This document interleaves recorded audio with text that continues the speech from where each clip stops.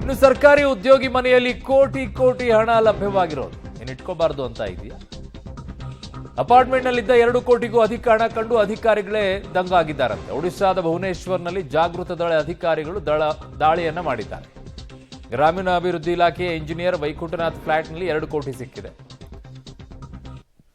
ಮೂಲ ಎಲ್ಲಿದು ಏನು ಅನ್ನುವಂಥದ್ದನ್ನು ಪತ್ತೆ ಹಚ್ಚಬೇಕು. ಅದಕ್ಕೆ ಅವರು ದಾಖಲೆಗಳನ್ನು ಕೊಟ್ಟರೆ ಮುಗಿದೋಗುತ್ತೆ.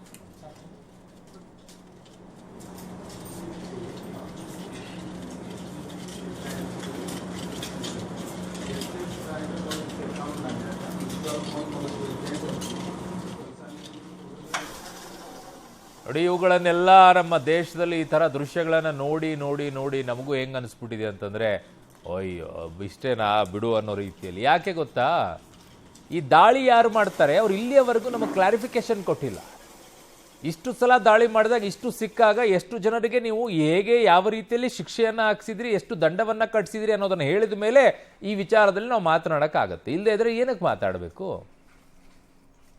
ಹಂಗೆ ಹೇಳ್ಬೇಕು ಇನ್ಮೇಲೆ, ಅದೇ ಸರಿ ಆಗುತ್ತೆ. ಫಸ್ಟು ಅದಕ್ಕೆ ಸಂಬಂಧಪಟ್ಟಂಥ ಸಂಸ್ಥೆಗಳು ಉತ್ತರ ಕೊಡಲಿ, ಎಷ್ಟು ದಾಳಿ ಮಾಡಿದ್ದೀವಿ, ಎಷ್ಟು ಜೈಲಿಗೆ ಹೋದ್ರು, ಎಷ್ಟು ದಂಡ ಹಾಕ್ಸಿದೀವಿ ಅಂತ ಹೇಳಿ.